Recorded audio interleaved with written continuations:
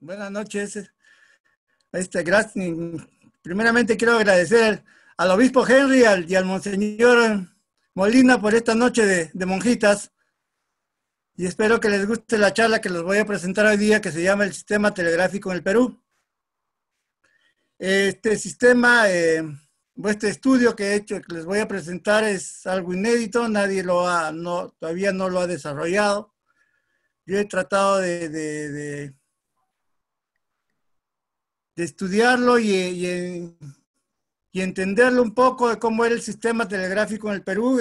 Tiene muchas etapas, como vamos a ver, y espero que les guste.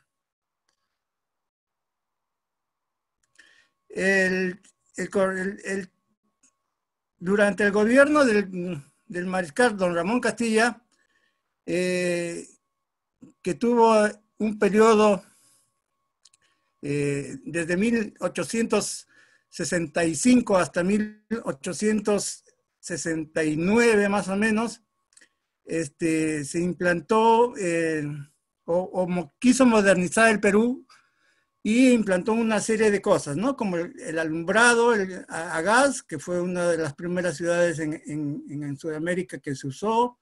Estableció el servicio telegráfico en el año 1857, inauguró el ferrocarril de Lima a Chorrillos, construyó varios muelles a nivel nacional, fundó la compañía de bomberos, expidió un reglamento de carruajes, que eso ya lo veremos en la parte fiscal, mejoró el sistema postal con el uso de las estampillas, inauguró los monumentos a Simón Bolívar y a Cristóbal Colón, que esto también lo veremos más adelante porque va relacionado con el tema. Y también abolió la esclavitud y hizo un montón de unas cosas muy importantes para nuestra nación, y es por eso que es recordado y celebrado este presidente. Acá, como vemos, está en la estampilla celebrando el primer centenario de la instalación del telégrafo. Bueno, este estudio lo he dividido que dura más o menos 130 años, tiene una duración de 130 años, y lo he dividido por usos, ¿no? Tenemos la Compañía Nacional de Telégrafos, Telégrafo del Estado, la Marconi, Telecomunicaciones, Dirección General de Correos, y Entel Perú, que acaba en el año 1987. Y también paralelamente se instaló el servicio radiotelegráfico y el servicio de ferrocarriles por telégrafos. Entonces vamos a desarrollarlo y espero que nos alcance el tiempo porque es bastante largo. Los antecedentes. La palabra telégrafo se deriva de dos voces griegas. Tele, que significa distancia, y grafos, que significa escribir. Por lo que ahora modernamente podríamos decir que es una comunicación a una distancia determinada. El primer inventor del telégrafo fue el profesor Samuel Finley Breese Morse de Nueva York, inventando un sistema práctico y eléctrico de telegráfico. En esa época se le denominó como el invento más grande del siglo XIX, ¿no? Este constaba de un aparato registrador, así como aparatos para la recepción y emisión de mensajes. Acá en la gráfica del medio podemos ver, la letra A es el emisor y la letra B es el receptor, unido por una batería y el sistema alámbrico. En el año de 1838 crea un sistema de clave, ¿no?, a base de puntos y rayas, el cual se usó por muchos años, durante mucho tiempo y en diferentes épocas de la vida. Y acá al costado tenemos el desarrollo de esos, del abecedario y los números normales y los signos de puntuación. Y en la parte de abajo podemos ver un ejemplo, ¿no?, que dice: vive el Perú y las repúblicas aliadas, en puntos y rayas, ¿no?, como se mandaba con un telegrama. El primer telégrafo que funcionó fue instalado en 1844 entre Washington y Baltimore con un aporte del gobierno americano, y así empezó a funcionar el telégrafo a nivel mundial. los primeros intentos de establecer el telégrafo. El telégrafo eléctrico en el Perú empieza, hay las primeras intenciones de instalar un telégrafo el 6 de agosto de 1852, cuando el gobierno autoriza a Guillermo Robinet la concesión de establecer telégrafos entre puertos de Lima y Callao, y para que estableciesen un sistema telegráfico, ¿no? Por un espacio de 25 años. Este empezó a funcionar el 23 de abril de 1859, pero dejó de funcionar a los 6 meses por no ser rentable o porque la gente de esa época no estaba acostumbrado a un sistema todavía de esas características, ¿no? Entonces, con el tiempo las líneas se deterioraron, los postes se cayeron y toda la inversión y todo el esfuerzo que se hizo para instalar el sistema telegráfico, que más o menos son 14 kilómetros de Lima al Callao, se perdieron. Durante el gobierno de Ramón Castilla, que ya vimos anteriormente al presidente, se ordena o se concede a don Augusto Gón el privilegio de establecer 2 líneas. Una entre Lima y Callao, o sea, renovar la que se había puesto anteriormente, y otra extendiéndolo hacia el centro, a la Sierra Central hasta Cerro de Pasco, con una concesión por 10 años. Pero por avatares de los gastos y de la época, solamente se pudo instalar la línea de Lima al Callao. Nunca se construyó de Lima a Cerro de Pasco. Este servicio tuvo una tarifa de $1.50 por cada 25 palabras, solo para el servicio diurno. El nocturno no he encontrado la tarifa, pero según lo que he leído, solamente era acuerdo con la empresa. No, normalmente era una doble tarifa, o sea, hubiera sido $3 por pasarlo en la noche. Para el servicio oficial se cobró solamente $1, tanto en el sistema diurno como en el nocturno. Posteriormente, en el año 1866, se establecieron 2 líneas, una de Arequipa a Islay y otra de Tacna a Arica, las cuales fueron concedidas al señor Morse, Adrian Morse, de Estados Unidos, con su socio Richardson. Estas tuvieron una concesión muy ventajosa para el fisco porque los explotaban estos señores, pero aportaban mucho dinero o un porcentaje de las ganancias al Estado, ¿no?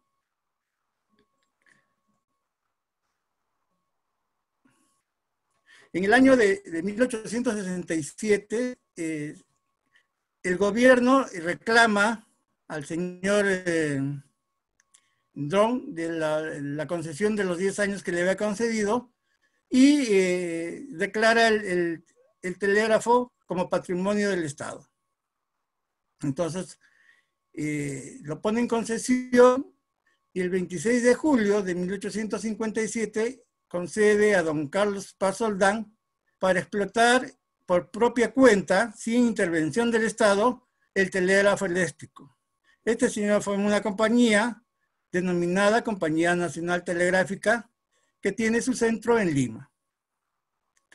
Y dentro de los parámetros establece que tenía que poner una línea entre Lima y Lambayeque, y otra hacia el norte, perdón, y otra hacia el sur, entre Lima e Ica, ¿no? Acá podemos ver la foto del señor Paz Soldán, que realmente fue el primer organizador del sistema telegráfico en el Perú, en la nación, y el que propició el crecimiento del sistema telegráfico nacional.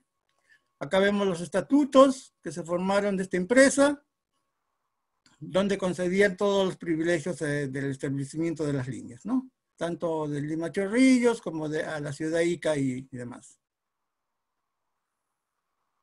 Acá vemos las tarifas establecidas.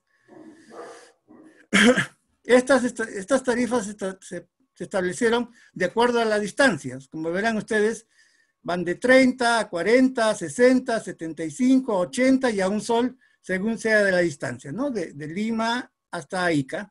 Y en la parte norte era de partiendo del Callao, de 30, 60, 65, 80, un sol y un sol 10, que era la parte norte de Chiclayo y Lambayeque.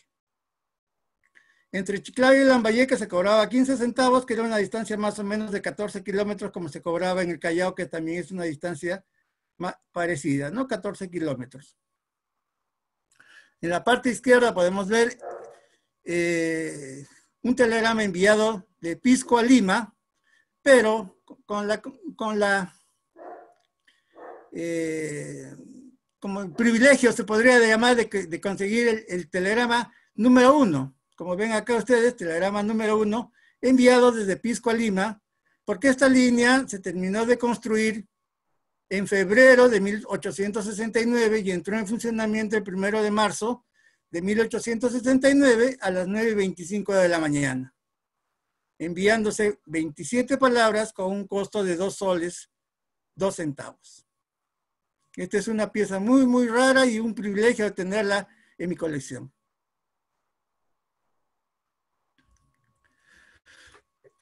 Acá vemos dos ejemplos de telegramas históricos. El primero es un telegrama donde indican Balta preso por orden de Gutiérrez, dictador, ¿no? Este es Gutiérrez y este es el presidente Balta. Este señor tenía 4 hermanos que se llamaban Tomás, Silvestre, Marcelino y Marceliano. Y dieron un golpe de estado al presidente Balta tomándolo preso. Por lo tanto, lo tomaron preso el día 22 y el telegrama salió el 23 de julio de 1872. Esta revolución solamente duró por unos 6 días, porque fusilaron al presidente Balta cuando matan a uno de estos hermanos, a Marceliano, y en venganza de esa muerte lo fusilan a Balta, y el pueblo se subleva y los chapa a estos señores, a estos 3 hermanos que quedaban, y los cuelgan en el atrio de la catedral. Acá vemos que este telegrama fue enviado de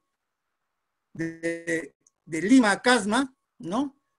Con 7 palabras, con un valor de 60 centavos, y vemos que en la parte de abajo podemos ver la solapa con que se formaba el sobre, que estaba en la parte posterior, impreso.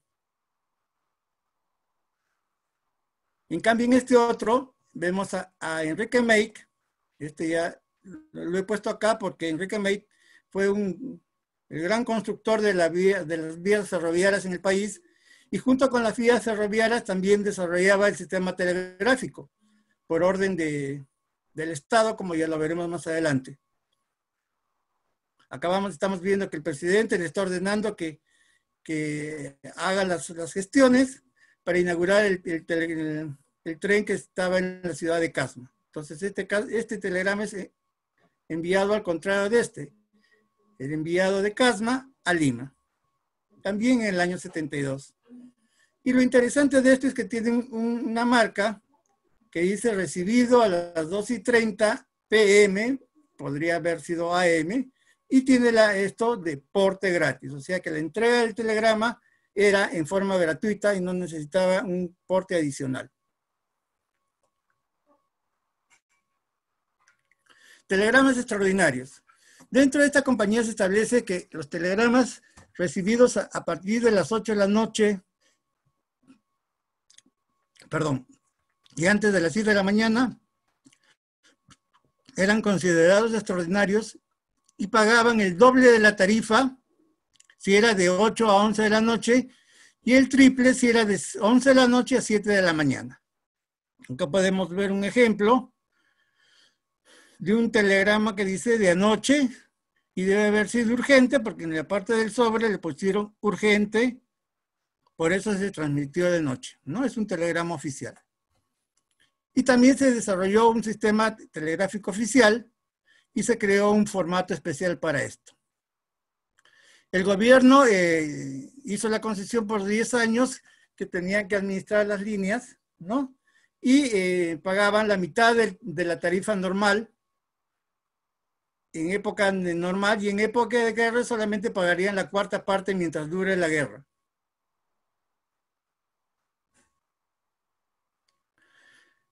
Posteriormente se forma la institución que se llama Telégrafos del Estado, ya que el 25 de abril, de 1875, el gobierno de Manuel Prado acordó asumir las líneas telegráficas y asume la compañía telegráfica, ¿no?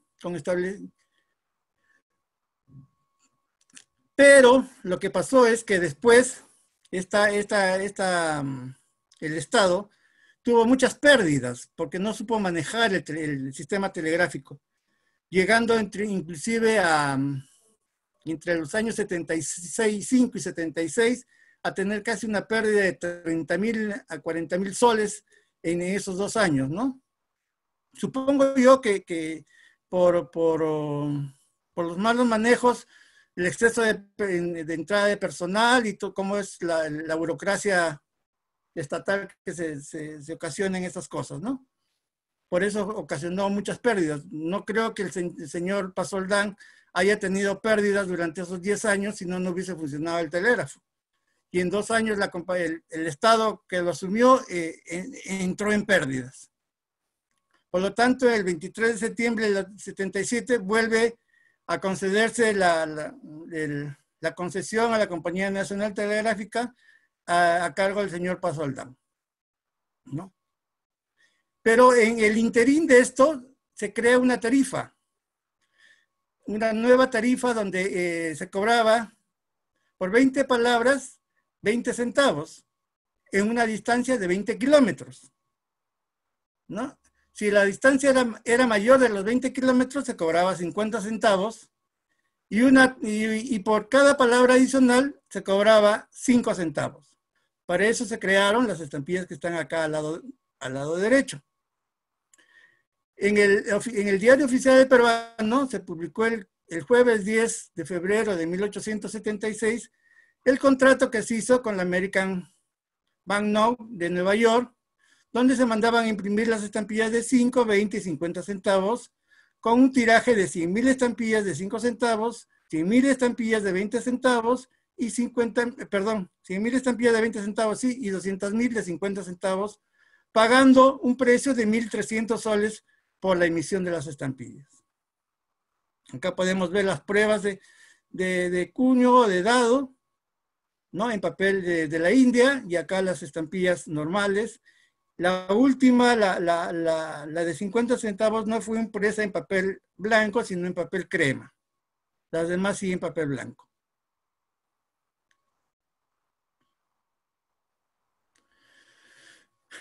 Por ley del 19 de agosto de 1878, se declaró nacional el servicio telegráfico, el cual tenía que ser administrado por el correo.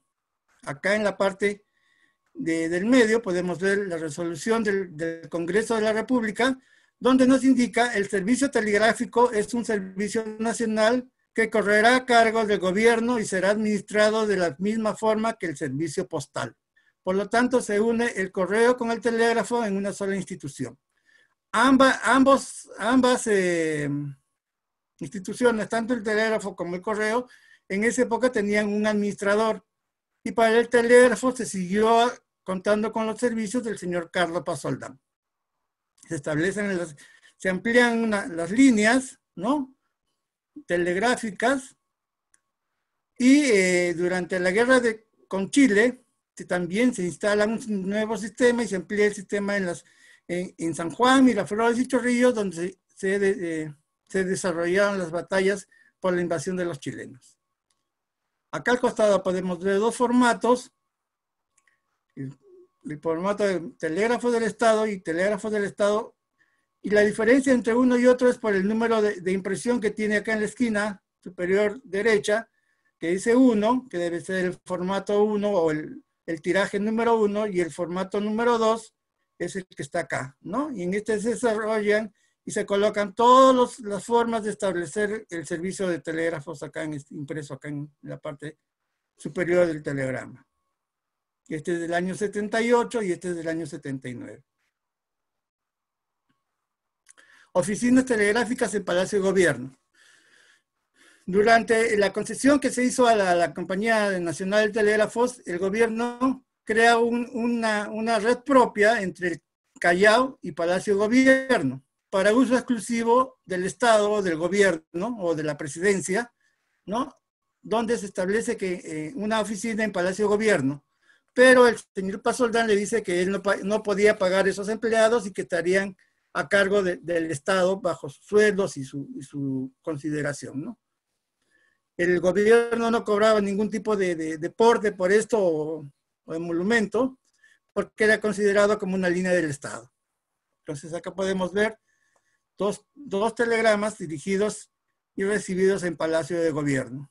Este de acá, el año 87, perdón, y este de acá recibido en Palacio también el año 77. Acá podemos ver que tiene el mismo, dentro de, o sea, en la espalda pues, del formato de telegrama se hizo para formarle un sobre, ¿no? Acá en el año 78 no hubo un formato especial para telegramas oficiales y se le puso a mano oficial.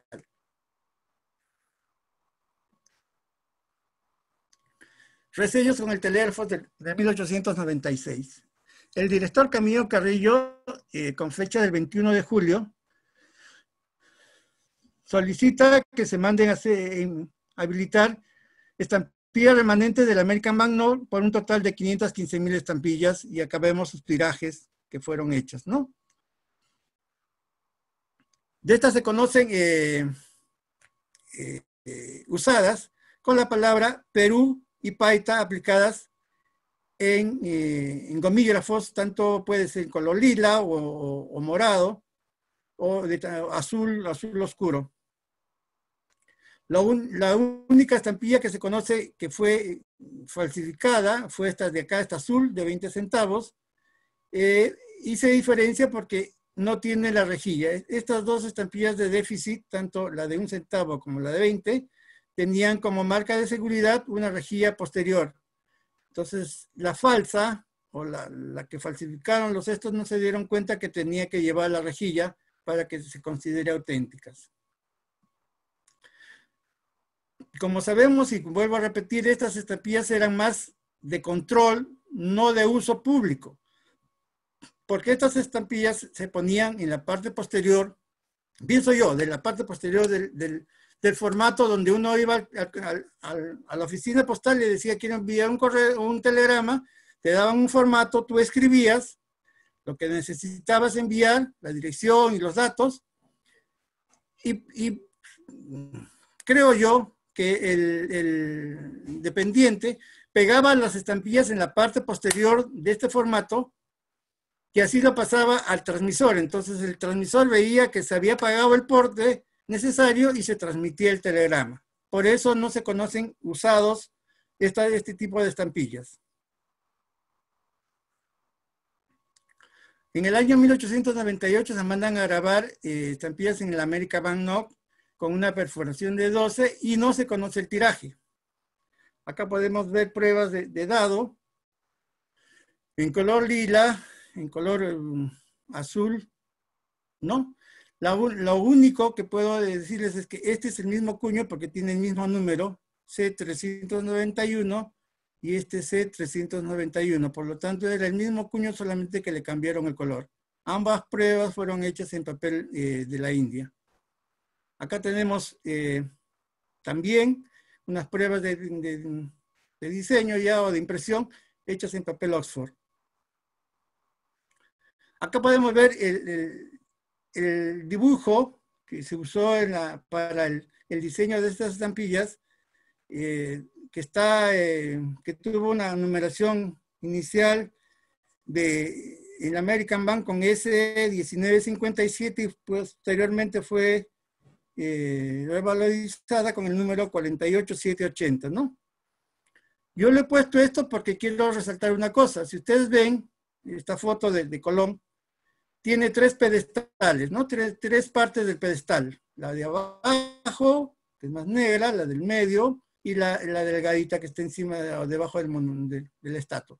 Pero si nosotros nos fijamos en la estampilla, vemos que solamente se grabó o se talló la parte superior de la foto, más no la parte de abajo. La parte de abajo le pusieron otro diseño que creo yo pertenece a otro diseño de otra estampilla o de otro país, ¿no? Esa es la única diferencia que hay.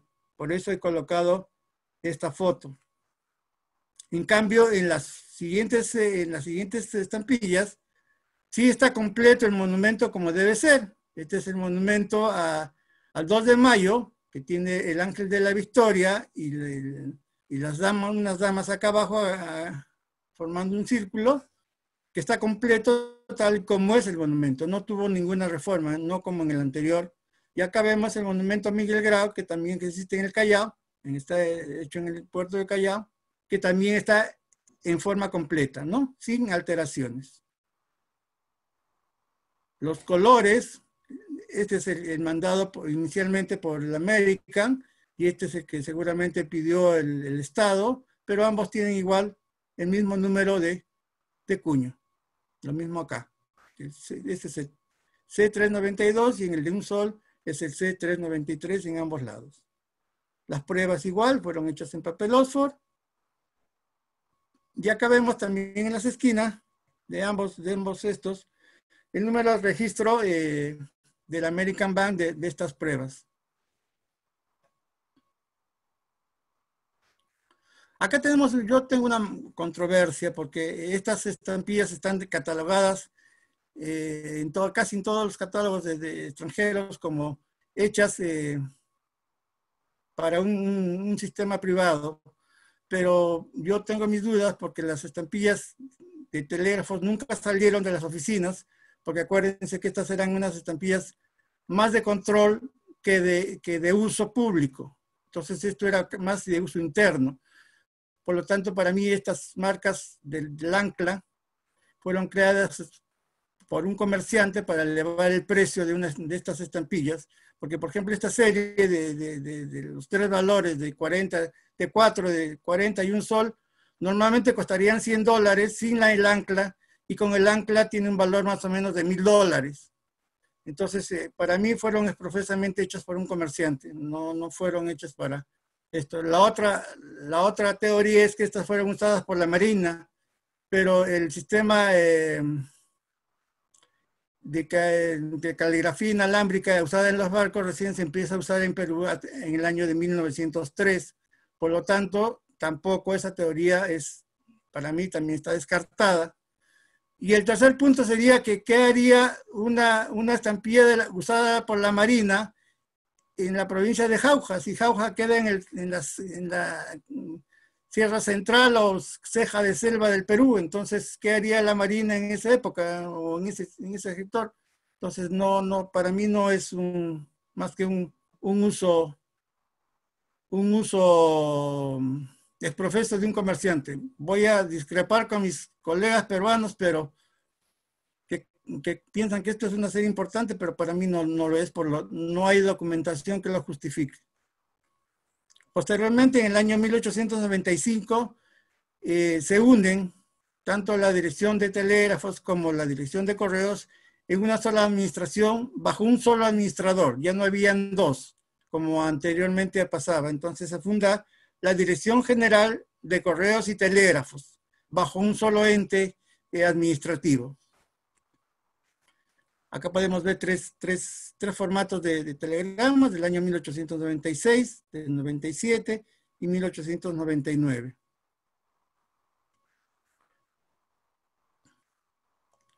En el año de 1901 se mandan a resellar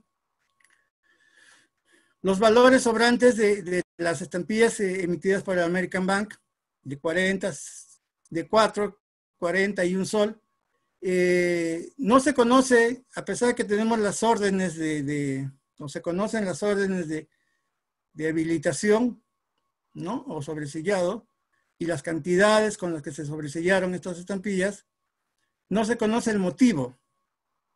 Pero todo hace suponer que esto era para diferenciar el uso de las estampillas al momento de expedir los telegramas o cobrar los telegramas, ya que el empleado de correos no, no colocaba las estampillas adecuadas, es decir, era las de telegrama en telegrama y las de postal o la de correo en las cartas, ¿no? Entonces, para evitar esa confusión, se manda a habilitar y sea más fácil la visión del empleado, el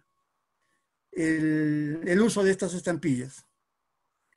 Acá le he puesto este bloquecito de 6 que es muy raro de conseguir, porque si nosotros vemos en el borde de pliego, o en flat, como se llama, está pintado o intintado en color rosado, que es el fondo de la estampilla. Por lo tanto, pienso yo que esto fue un desliz de la tinta, porque normalmente no suele ocurrir esto, ¿no? Que se pinte también el borde del pliego. Un servicio que prestaba los telégrafos del Estado era hacer unas copias. Entonces, las copias de los telegramas, que seguramente estaban en archivo, se cobraba por cada 100 palabras, 40 centavos, como un telegrama normal, o la fracción también se cobraba 40 centavos, ¿no? Más de 100 palabras, pero normalmente no creo que hayan sido más de 40 palabras, salvo hayan sido un telegrama de oficio. Mapas telegráficos. En el año 86, después de la guerra con Chile, se establece que existe 2.435 kilómetros de líneas telegráficas tendidas a nivel nacional, ¿no? Acá podemos ver los kilometrajes de todas las líneas ahí y las que tenían que repararse por consecuencia de la guerra, de Piura a Ferreñafe y de Chorrillos a Chincha. Este es en 1886 y en 1913 se forma un mapa telegráfico donde podemos ver la diferencia. Ya no son 2.435, sino con mucho más, ¿no? Ya abarca toda la sierra y acá no solamente abarcaba la costa, acá ya abarca toda la sierra, la costa y la sierra. Y también se instala en el año de 1913 el sistema telegráfico. No sé si podrán apreciar unas líneas azules acá, ¿no? Que era el sistema telefónico.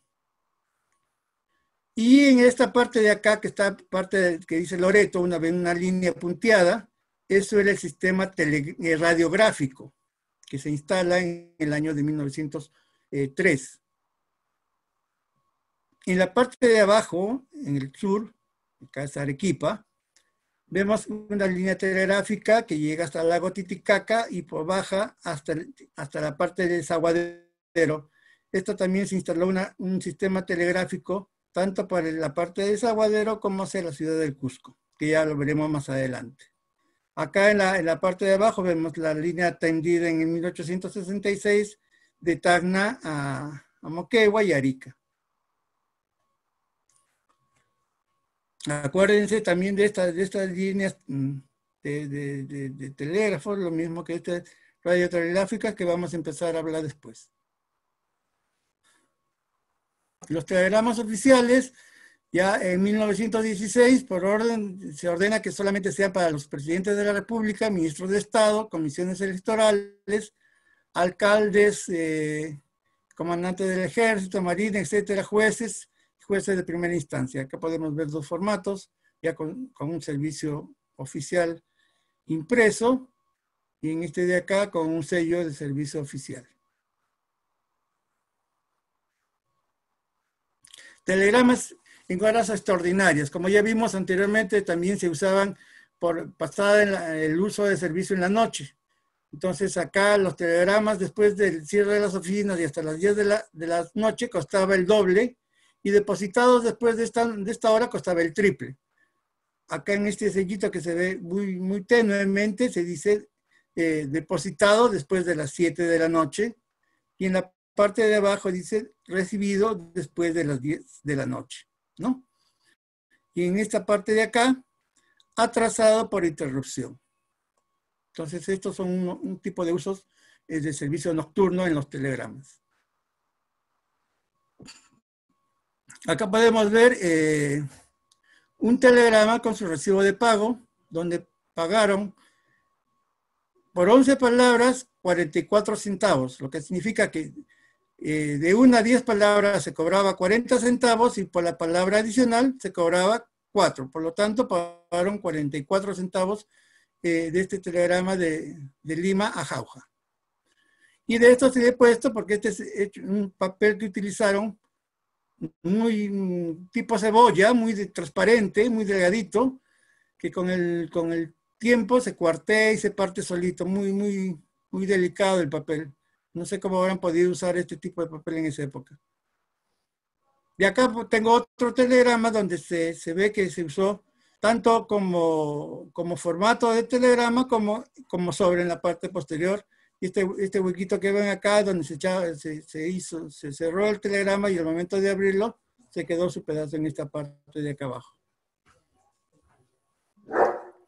También se usó entre 1912 y 1914, se usó el formato hecho en cartulina, tipo carta postal.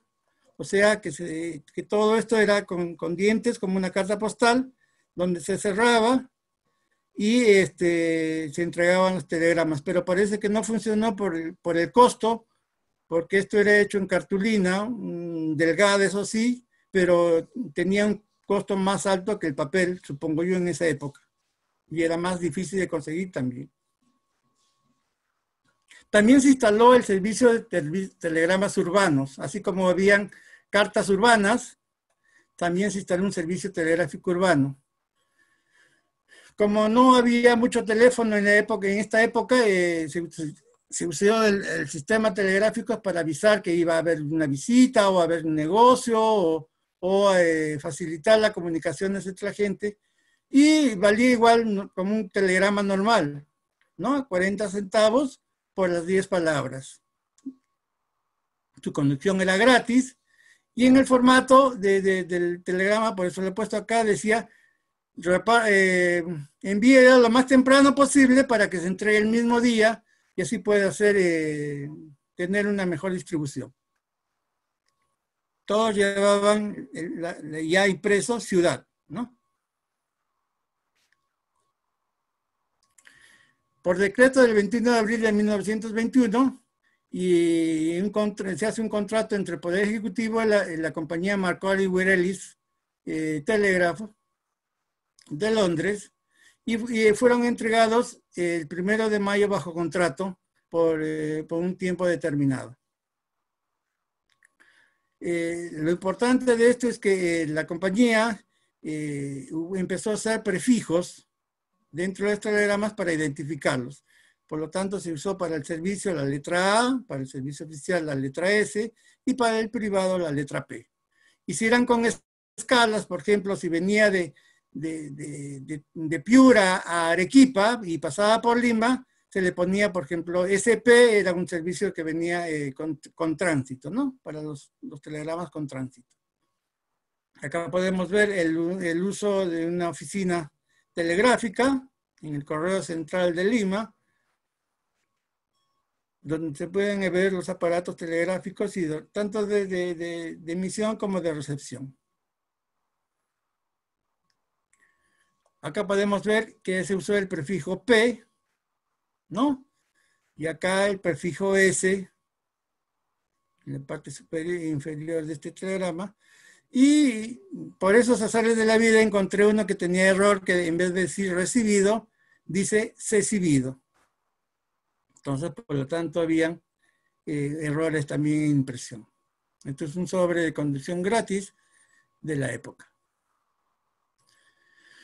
Entre el año 1925 y 29, la compañía Marconi no tuvo mucho éxito. Parece que el flujo de telegramas bajó mucho en desmedro de esto, porque no pensaron que tuviesen tanta escasez de servicio, y por lo tanto empezaron a promocionar los servicios que podría usar tener el usuario, ¿no? Como el expreso pagado, el recibido por teléfono o enviado por correo certificado. Tenía haber un servicio de respuesta pagada, de colacionado, recomendado acuse de recibo. Entonces empezaron a promocionar en la parte posterior de los formatos este tipo de esto para que el público supiese qué tipo de servicios brindaba la compañía Marconi. En este sí no he podido localizar, no he encontrado documentación que me explique qué significa Comisión de Cambios Internacionales. Por lo que está acá descrito, por eso lo he dejado completo, están autorizando el envío de un automóvil de la ciudad de Arica, de la aduana de Arica, al Cusco. Entonces, podría explicarse que es un anuncio o un aviso o una autorización de importación de un vehículo, pero no tengo la documentación adecuada como para decir esto es así, ¿no? Pero existe este formato, lo he encontrado y no he encontrado ninguna documentación que me certifique eso. Este es el único formato de telegrama que he encontrado yo con alusivo a las Navidades, enviado de la ciudad de Cañete a Cañete en forma local, ¿no? Y también la parte se usaba como sobre. Acá podemos ver el telégrafo del Estado que está acá, que se doblaba como sobre. En estas fotos apreciamos en esta parte de acá de la derecha, la oficina telegráfica, y en la de la izquierda quedaba el servicio de Radio Nacional. Abajo podemos apreciar el servicio de carteros, donde los que están uniformados sin bicicleta son los carteros normales de correspondencia de correos, y los que están en bicicleta eran los que llevaban los telegramas. Foto de 1925-26.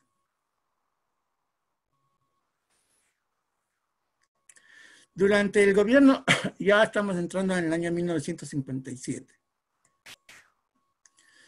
Durante el gobierno del presidente Odría, se crea un plan nacional de telecomunicaciones y se compran teleimpresoras con base a un teclado latino, en español latinoamericano, con las especificaciones de la CCITT, ¿no? Con un alfabeto telegráfico internacional. Se establecen 3 centrales en el norte, en la ciudad de Trujillo, en Lima, en el centro, y en la ciudad de Arequipa, en la parte sur. Entonces esto abarcaba Arequipa, Cusco, Puno, Moquegua y Tacna. Acá en el norte abarcaba Trujillo, Cajamarca, Piura, Tumbes, Lambayeque, en esta parte de acá, y en el centro, toda la parte central, que es la Sierra Central, tanto Ancash, Ica y la parte de la sierra, ¿no?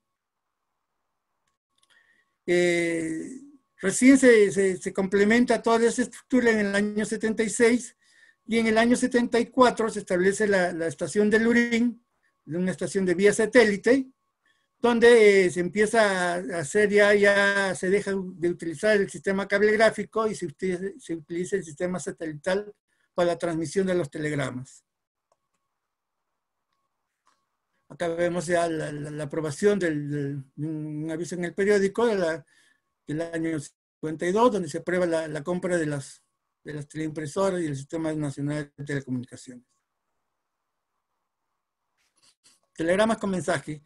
En esta época ya se cambia la denominación a Telecomunicaciones del Perú, y vemos 2 tipos de mensajes, ¿no? El primero, uno impreso, por el año del Libertador Ramón Castilla, tanto en el formato del telegrama como en el sobre de envío. Y en esta parte de acá, de la mano derecha, vemos como el correo y el teléfono estaban unidos, entonces se utiliza el mismo gomígrafo de promoción por los censos nacionales en el año 62, ¿no? Entonces, tanto en el sistema postal como en el sistema telegráfico se utiliza la promoción para los censos nacionales. Otra cosa importante es que a partir de esta época del 57, vemos acá que todos los formatos llevan la cantidad de copias que se hacían. Por ejemplo, en esta dice 250,000 copias impresas en el Colegio Militar Leoncio Prado con la orden del 1954. Y acá tenemos un formato que dice imprentas se usa ahí, ¿no? Entonces ya a partir de esta época todos los formatos podemos coleccionarlos por el pie de imprenta, si se quiere llamar así. Esta es otra cosa novedosa, que solamente he conseguido estos tres, o conocemos estos tres. Estos dos son míos y este es de nuestro amigo Sergio Recuenco, que me ha facilitado. Y se usaron entre el año 1957 al 59. Y solamente, ¿por qué digo estos 2 años? Porque parece que la promoción o la publicidad que se ponía en estos telegramas no funcionó como esperaban las empresas que los contrataron. Por lo tanto, se desecharon, ¿no? Por eso solamente hay muy pocos y estos son los únicos 3 tipos que se han conseguido.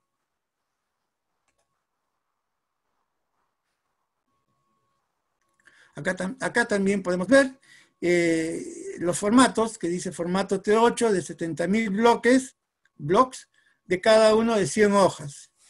Impreso por la imprenta PGACE, y en este de acá dice 100 bloques, 392, imprenta del correo. 2 tipos de sobres usados tanto en papel rosado como en papel ocre o craft, que se llama eso, ¿no? Y todos, si se podrán dar cuenta, todos tenían el número de formato que se usaba. Por ejemplo, para los sobres era el T272 y para los telegramas era el T3, T3B, ¿no? Seguramente para provincias, y en los anteriores, si podemos ver, tenemos el T3 y T3A debe haber sido para la publicidad, ¿no? T3A dedicado solamente para el uso exclusivo de publicidad. Acá tenemos una combinación de telegrama con cable. Acuérdense que el cable submarino también se instaló a partir de 1879, que eso será ya motivo si es que hay oportunidad de dar una charla solamente de cable submarino, que también es otro mundo interesante.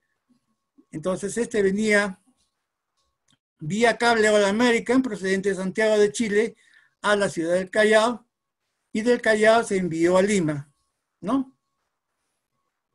También con el formato de Salas e Hijos. Acá también tenemos otro telegrama de 12.000 bloques, 466 por orden 107, imprenta del correo. Y acá tenemos un sobre nuevo. Nosotros hemos visto los sobres anteriormente así, en la parte posterior, ¿no?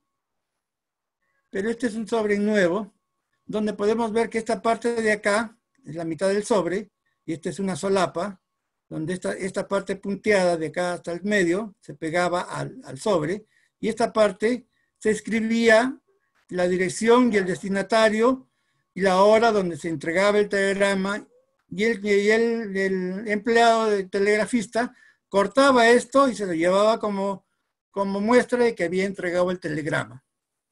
Entonces es muy raro encontrar un sobre nuevo, es muy, muy raro, porque normalmente todos se usaron y esto. Otros servicios era el telegrama con acuse al recibo, que ya vimos en las publicidades anteriores de los telegramas, y se abonaba una tasa de 20 centavos por telegrama, ¿no? En el mismo departamento. Si era fuera del departamento se cobraba 60 centavos, y si era muy distante se cobraban 80 centavos. Entonces acá vemos un aviso de entrega, acá tenemos un telegrama de respuesta pagada, donde se podía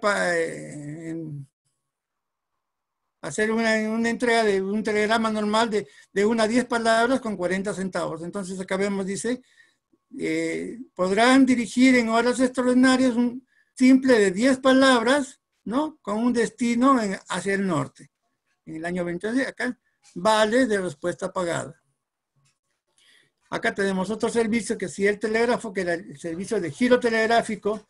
Este servicio de giro telegráfico se empezó a usar a partir de 1897, y se instaló un sistema donde podías enviar y recibir dinero, así como se hacían antes con las libranzas de correo.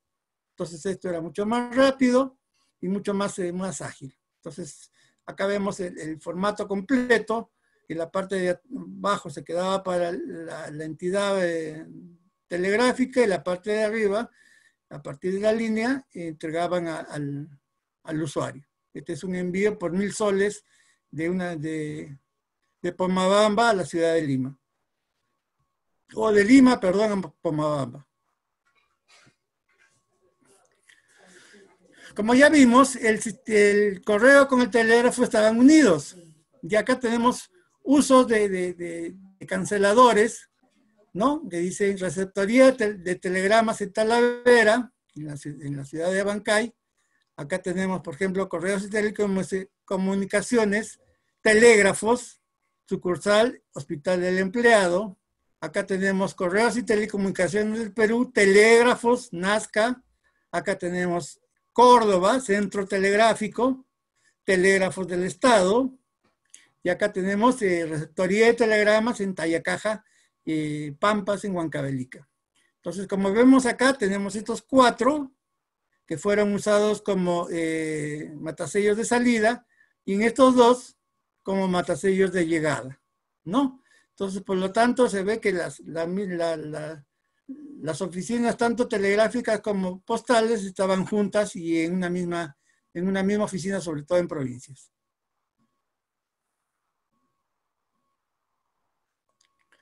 En el año 1968 se produce el gobierno militar del general Juan Velasco Alvarado, donde él modifica todo el sistema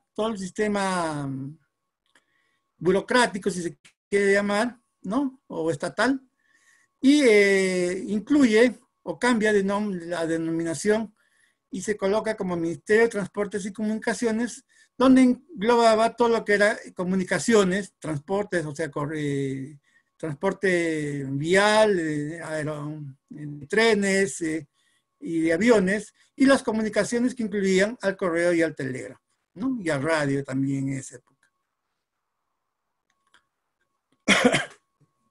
Entonces, para hacerlo más funcional.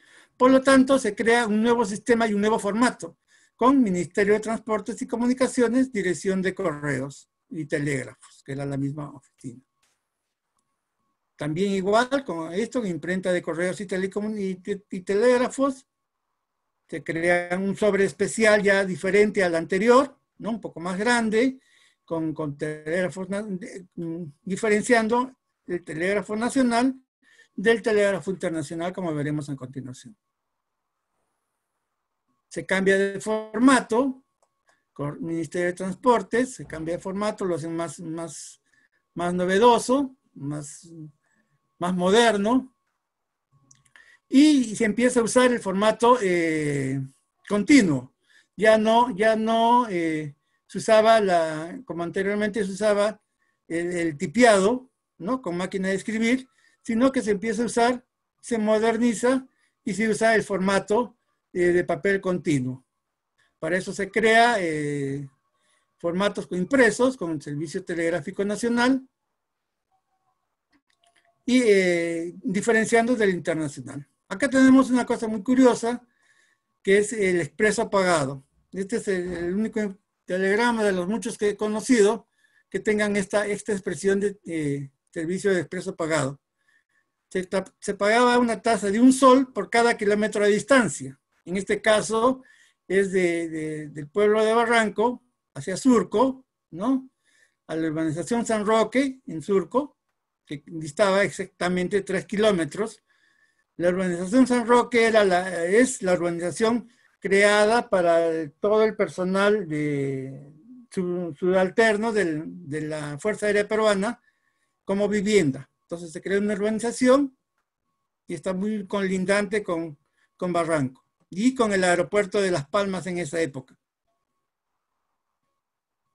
También ya se usa otro formato, ya no es el azul, y se pasa a hacer el color verde en los formatos continuos. Acá tenemos el mismo sistema continuo, pero en este caso se instala o se imprime en los costados Servicio Telegráfico Internacional, y se crea también un sobre propio con servicio de telegrama internacional para diferenciarlos. Para esto se coloca el color celeste y para el nacional se coloca el color verde.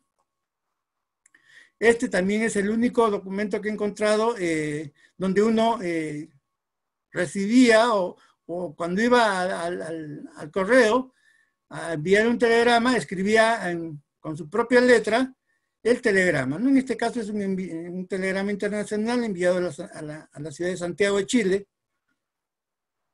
Muy raro, esto no se consigue normalmente fácilmente un formulario de estos, porque estos se desechaban. Esto es lo que tipeaban los telegrafistas y lo desechaban o lo almacenaban y se desechaba. No había para el público. En el año de 1979 se crea la empresa Entel Perú, ¿no?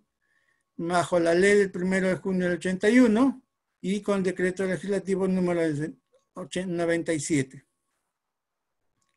El Estado pasa a ser empresa privada con el nombre Empresa Nacional de Telecomunicaciones de Perú, Entel Perú.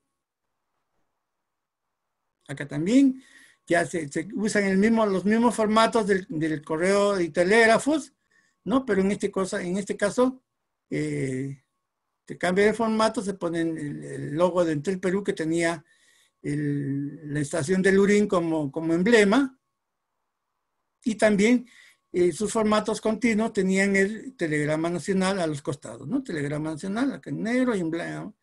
Y se crea un nuevo sobre, una nueva, tipo,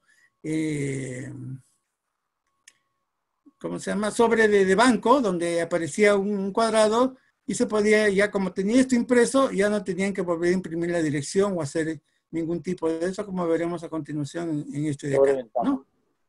Tenía la ventana con el nombre impreso. En este caso todavía no habían formatos impresos con telégrafo internacional, por eso le pusieron el gomígrafo internacional tanto en el sobre como en el telegrama. Acá ya con un formato específico de telegrama internacional por la empresa Entel Perú. Otra forma de envío de comunicación fue el Telex. El sistema del Telex empieza a usar en Perú el 1 de marzo de 1975 con la cooperación de las compañías All American Cables y Cable West Coast, ¿no? En 1982 se instaló una central de tránsito a nivel nacional y en 1984 abarcan 43 ciudades en todo el Perú. También se crea, al principio no tenía un formato fijo para el sistema de Telex, pero sí tienen el gomígrafo que dice telefonía por Telex. Posteriormente se crea un formato especial y un sobre especial para el servicio de Telex. Esto podría ser como un fax, ¿no? Inicialmente, el Telex. Perfecto. Ahora entramos al servicio radiotelegráfico. En 1903, estando en el puerto de Callao, el crucero italiano Elba, fueron invitados a bordo el 2 de septiembre todas las personalidades de la época que debían presenciar las primeras experiencias de comunicaciones inalámbricas con Lima. Por eso decía yo que las estampillas que tienen el ancla no podían ser hechas para la Marina porque recién en 1903 se instala el sistema inalámbrico en el Perú, ¿no? Dieron las comunicaciones para comunicar con Lima y Quito en la selva y así bordear la cordillera de los Andes, como vimos en el mapa que les dije, ¿se acuerdan? En el mapa de 1913 había una línea que decía Loreto, esa es esta línea que se estableció acá con esta línea del servicio telegráfico. Acá podemos ver la instalación en la ciudad de Lima, en el Cerro San Cristóbal, que es el cerro tutelar de Lima, donde vemos la cruz del Cerro San Cristóbal, que más o menos mide unos 10, 12 metros, y la antena radiotelegráfica, que medía más o menos 108 metros, como dice acá, ¿no? 108 metros medía de altura, para poder comunicar y cruzar los Andes del Perú. En cambio, en la selva se colocó una estación similar con una antena de 100 metros de altura, ¿no? Y así se poder unir tanto a Lima como a Iquitos con este tipo de antenas. Estas antenas eran de fabricación de la empresa Telefunken.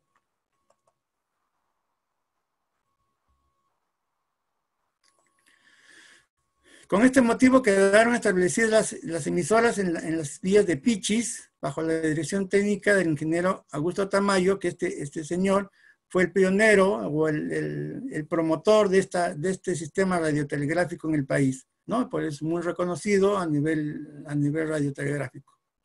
Se establecieron estaciones en Puerto Bermúdez, Macicea, Orellana, Requena, El Encanto, Leticia y Iquitos.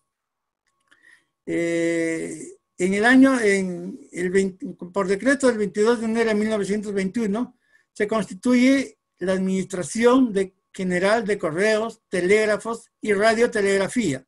Entonces ya eran las tres instituciones. Antes primero fue Correos y Telégrafos y ahora se le incluía Radiotelegrafía, todos dependientes del Ministerio de Gobierno y Policía en el año de 1921.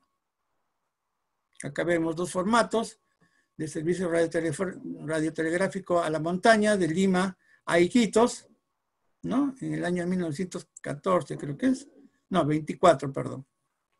También se crea un sobre especial donde se pone esto, radiograma. Acá no, lo he puesto porque si era un servicio radiotelegráfico, no sé por qué le pusieron vía radio, si supuestamente venía por vía radio. No sé para qué le pusieron este sello. Tarifas. En el año 1913 se cobraban 10 milésimos de libra. Acuérdense que en esta época se usaban las libras peruanas, ¿no? 10 milésimos vendría a ser 10 centavos para la parte nacional, y para el extranjero se cobraban 20 milésimos de libra. En el año 24, por un telegrama simple dentro de Perú se cobraba 12 centavos, para Bolivia 36, a Brasil 88, y esta tarifa Marconi era solamente para el despacho de vapores. En idioma extranjero se cobraba el doble de esto, a excepción de la Marconi, que ya vamos a ver la tarifa. Acá podemos ver el teléfono, un sello de correo donde se incluye la palabra correos, telégrafos y radio. Este fue usado en la guerra con el Ecuador en el año 41. Dos recibos donde se pueden ver cómo se pagaba, ¿no? Se pagaba el telegrama normal, 50 centavos por 10 palabras, y el sistema de radio se cobraba un sol, por lo tanto el señor pagaba un sol 50 de esto. Esto es un telegrama enviado de Mollendo a Lima. Y acá vemos la tarifa de 1924, donde por 29 palabras, multiplicado por 0.12, te salían 3 soles 48 en el año de 1924. Otro formato, otro tipo de esto, y un nuevo formato de sobre que se incluyó dentro para este tipo de servicios. Y también vemos que se incluyó, así como en la parte de telégrafos, se incluyeron los sellos, se usaron para el despacho y la recepción de la correspondencia. Acá tenemos, por ejemplo, estación de radio Coxnipata, ¿no? Estación de radio Coxnipata en el Cusco. Vituya, estación de radio, este es en Chachapoyas, en la selva. Este es estación de radio en Muchiza, que es en la parte central de San Martín, también en la selva. Y esta es estación de radio en Iberia. Iberia es en Madre de Dios, la parte sur, en la selva sur del Perú. Estas fueron usadas estos tres de acá fueron usados como matasellos de salida, y este de acá como matasello de llegada. Aerograma, este también es una forma muy peculiar de decir del uso de esta forma, ¿no? Porque le pusieron aerograma, no siendo un aerograma como conocemos normalmente en la parte postal. Entonces, esto era para usar exclusivamente en las estaciones entre un barco y una estación normal en tierra, ¿no? Se usaron más o menos entre 1910 y 1920. Entonces acá podemos ver que este es un aerograma enviado desde el crucero Grau hacia el Callao, y acá podemos ver esto enviado desde la ciudad de Iquitos a Lima, ¿no? Supuestamente esto era para los vapores, pero usaron en un sistema interno.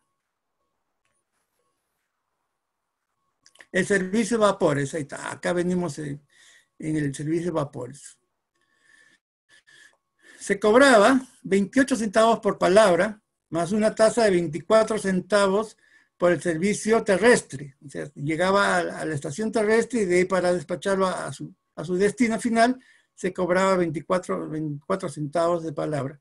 En la época de la Marconi, que vimos acá en la tarifa, esta de acá, Marconi, la tarifa de 17 centavos, la Marconi también cobraba adicionalmente los 17 centavos para este tipo de servicio de vapor. Entonces acá vemos un formato de telegrama enviado desde el vapor Napo con su sobre respectivo, ¿no?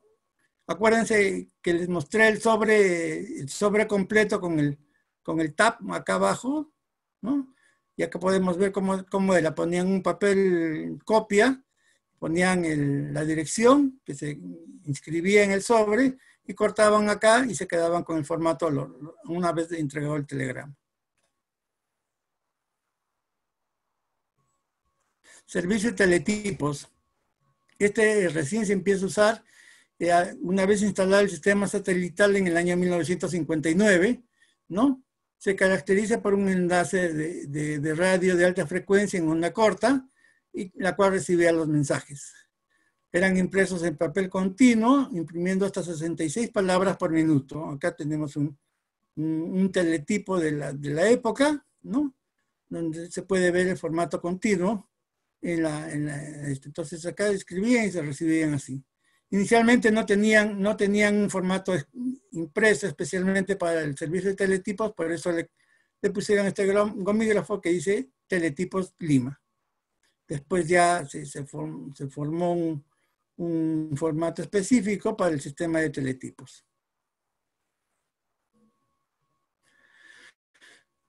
Otros tipos de sistemas de radiotelegrafía. Servicio de radiotelegráfico del Ejército. Esto empieza más o menos con la guerra con Chile, ¿no? En el año 79 al 84, donde se instala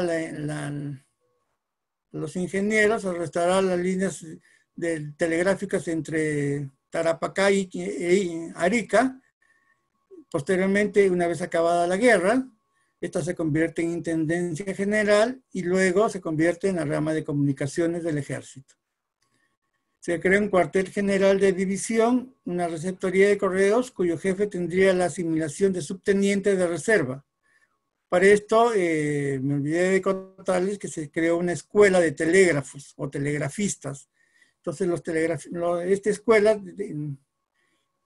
proporcionaba personal idóneo para tanto la recepción y la transmisión de los telegramas a nivel nacional. Entonces, era como una carrera de mando medio, que era convertirse en telegrafista en esa época, ¿no? Todo el personal estaba indicado por el Ministerio de Guerra a través de la Dirección General de Correos, para que no hayan espías o esto, ¿no? En esa época con el ejército. Acá podemos ver dos formatos, uno habilitado, comunicación del Estado, habilitado con un gomígrafo en el ejército, y posteriormente ya con formatos específicos de la red de transmisión del ejército y con un formato T3. Lo mismo acá, tenemos la división de comunicaciones del ejército y el servicio radiotelegráfico del ejército. Esto también podría usarse tanto por el personal militar como por los familiares del ejército, ¿no? Las esposas, los hijos, etc. Entonces, la forma de despacho ser expreso debería transmitirse inmediatamente muy urgente dentro de la primera hora y urgente en el turno de esto o cuando se pudiera. Acá también tenemos 2 sobres, uno firmado refrendado por el militar o el oficial a cargo del sistema radiotelegráfico. Radiotelegrafía en la Marina. Esta se empezó a usar en 1930, sobre todo en los barcos de la Marina de Guerra y también en los barcos de la Marina Mercante, ¿no? Acá podemos ver el formato de la Armada Peruana, servicio de comunicaciones, mensaje naval, un telegrama. Enviado de la base del Callao a Talara, en la parte norte del Perú. Y acá tenemos una libreta de un señor que era el primer telegrafista en un servicio de la Marina Mercante, en un barco de la Marina Mercante. De repente, Manuel Arango nos puede contar un poquito más de esto, de la Marina Mercante, cómo era el sistema de telegrafía en esa época. En el año de 1916 se crea un reglamento donde era correos, telégrafos y teléfonos.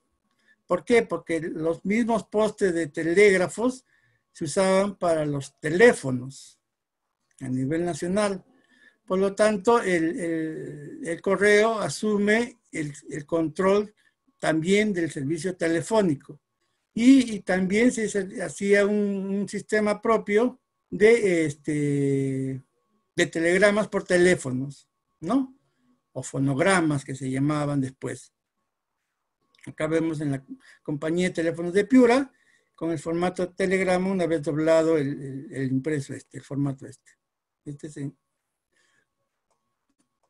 La tarifa de esto era de 1 a 10 palabras, 40 centavos. Como si fuese un telegrama normal y por cada palabra adicional 4 centavos. O sea, era como enviar un telegrama normal, solamente que por sistema telefónico, que llegaba mucho más rápido, ¿no? Este es de la línea de Mollendo a Arequipa, que esta línea telefónica se instaló en el año de 1957 para el sistema telefónico. Acá tenemos un servicio de un formato de teletipos, pero que lleva en un gomígrafo que dice fonotelegrama, ¿no? Por eso acá lo amplié un poquito más para que se vea fonotelegrama. Entonces este era enviado por sistema telefónico. Felicitando por un cumpleaños. Telegrama de uso oficial. Acá sí he encontrado, no he encontrado los orígenes, pero sí he encontrado los formatos de diferentes instituciones estatales. En de Ministerio de Gobierno y Policía, acuérdense que en el año 21 estaba a cargo del correo y del telégrafo como ente regulador, ¿no? Acá tenemos un sobre nuevo, también con las mismas características del correo normal, con el tab donde se inscribía la dirección y el orden para recepción del telegrama.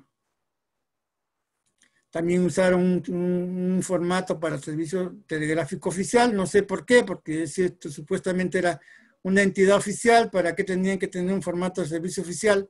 No lo entiendo. El Ministerio de Fomento, en la Dirección de Minas y Petróleo, Ministerio de Instrucción o Educación, Ministerio del Interior o de Guerra, posteriormente, ¿no? Acá tenemos radiograma y acá con gomígrafos que dice urgente y muy urgente. Telegrama de servicio dentro de la institución de correo o de los telégrafos. Usaron un formato con la impresión en color en verde. Y esto significaba servicio interno, ¿no? Con las letras SU, que era servicio únicamente, ¿no? Servicio únicamente, eso significaba esto. Servicio únicamente. No podían utilizar para otra cosa que no fuese de comunicaciones entre oficinas tanto de correos como telégrafos sino no para otras cosas. Acá vemos dos tipos de formato, en la época de telégrafos del Estado, acá en un formato de la época de telecomunicaciones, donde también aparece la impresión de 5.000 blocs con fecha del 58. Acá tenemos un formato de correos y comunicaciones en la época del presidente Velasco. También acá se pueden ver 1.500 blocs, ¿no? 50 talleres gráficos Cecil. Acá también 50.000 blocs, imprenta PGSA. Entonces no solamente imprimían en el correo, sino en las empresas privadas.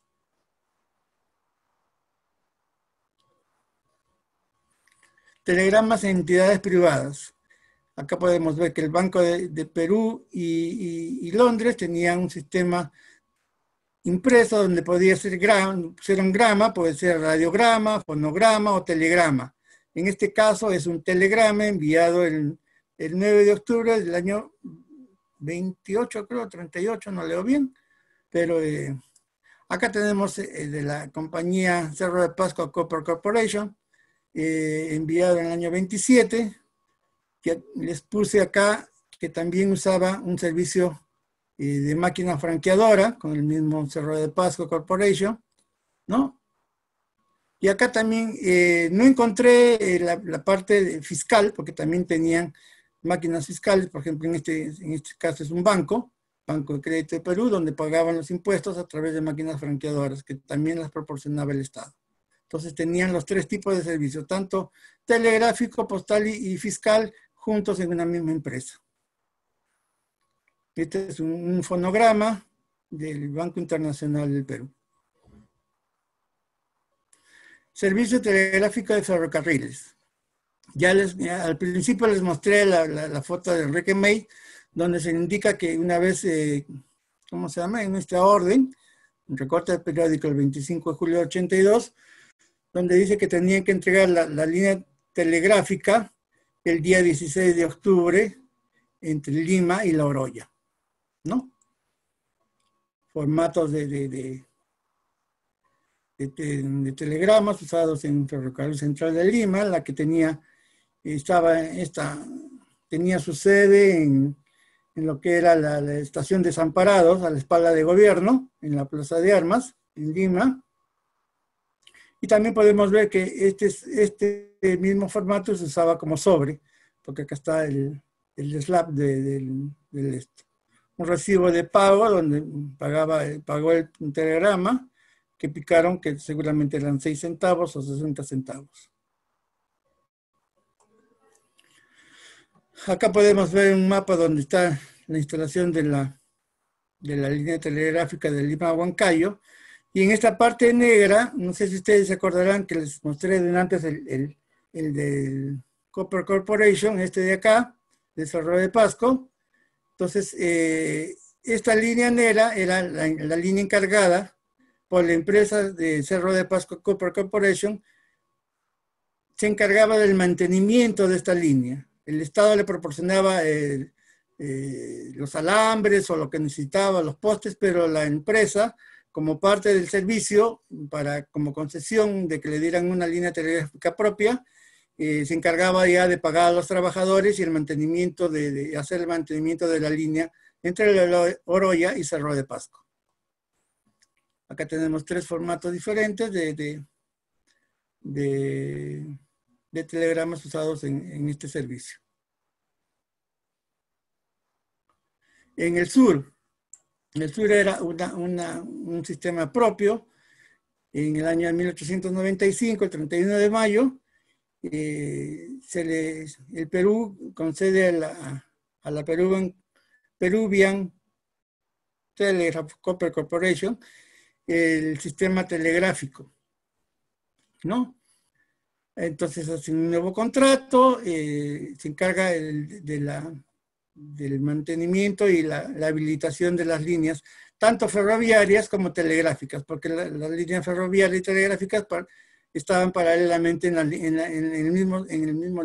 misma línea, ¿no? En el mismo sector. Acá solamente vemos este es un mapa de 1896, donde está solamente hasta la parte de Juliaca y Puno, donde llega el tren, pero posteriormente en el mapa de 1913 les enseñé que llegaba hasta Desaguadero, ¿no? Se extiende hasta la parte de Desaguadero, justo en la frontera con Bolivia, para unir Huaki y La Paz.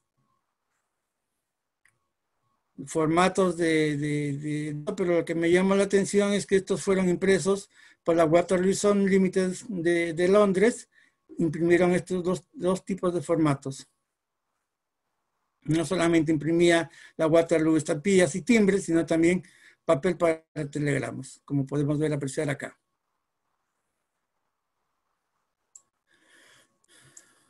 Las tarifas, esto es muy interesante. Las tarifas eran cobradas por dos partes. Una parte para el Estado y una parte para la empresa. Entonces, se cobraba 40 centavos por un telegrama de 300 kilómetros. 100 kilómetros para la Peruvian, la empresa privada, que cobraba el 0.133% centavos de los 40, y de 200 kilómetros para el Estado, que cobraba 2.66 centavos. Entonces, al fin de año cuadraban las cuentas y repartían el dinero del telegrama utilizado en esas instituciones, ¿no? Tanto el Estado como la Peruvian Copper Corporation. Formatos de telegramas también y de sobres usados por este sistema. Acá tenemos uno también mixto, enviado por cable hasta Mollendo, y de Mollendo a Arequipa. Este viene de Valparaíso por vía cable West Coast. Dos recibos que pagaron una tasa de 80 centavos para 10 palabras en el año 1910.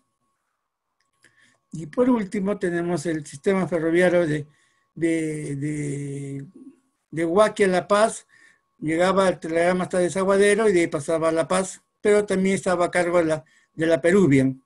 Entonces, un telegrama normal de Perú a Bolivia de 1 a 10 palabras costaba $1.40. Por cada palabra excedente eran 10 centavos. De esta tarifa correspondía a la Peruvian de 1 a 10 palabras, 40 centavos, y por cada palabra adicional, 2 centavos. A las oficinas de Bolivia, de 1 a 10 palabras, le correspondía 60 centavos, y por las palabras excedentes, 4 centavos. Al Estado peruano le correspondían 40 centavos. Entonces, había una repartición por la transmisión de los estos en una tarifa muy especial para este tipo de servicio.